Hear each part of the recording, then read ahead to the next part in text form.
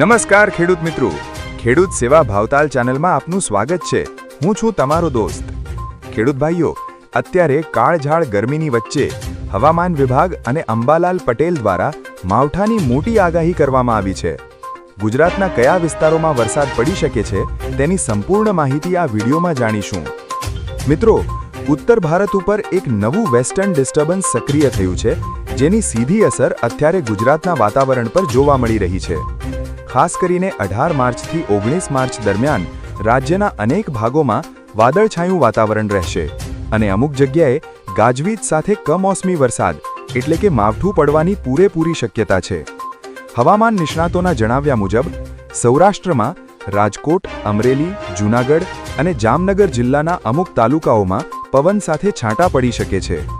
ઉત્તર ગુજરાતમાં બનાસકાંઠા, સાબરકાંઠા અને પાટણ પંથકમાં પણ વાતાવરણમાં પલટો આવશે। કચ્છ અને દરિયાકાંઠાના વિસ્તારોમાં પવનની ગતિ વધુ રહી શકે છે અને હળવો વરસાદ પડી શકે છે। ખેડૂત મિત્રો, આ માવઠાને કારણે તમારા ઊભા પાક જેવા કે ઘઉં, જીરું અને ખાસ કરીને આંબાના મોરને નુકસાન થઈ શકે છે। જો તમે પાકની લણણી કરી લીધી હોય તો માલ સુરક્ષિત જગ્યાએ અથવા તાડપત્રી ઢાંકીને રાખો। માર્કેટ યાર્ડમાં માલ લઈ જતી વખતે ખાસ સાવધાની રાખવી। અત્યારે વાદળછાયા વાતાવરણમાં દવાનો છંટકાવ કરવાનું ટાળજો। વધુ વિગતો માટે જોતા રહો આપણી ચેનલ।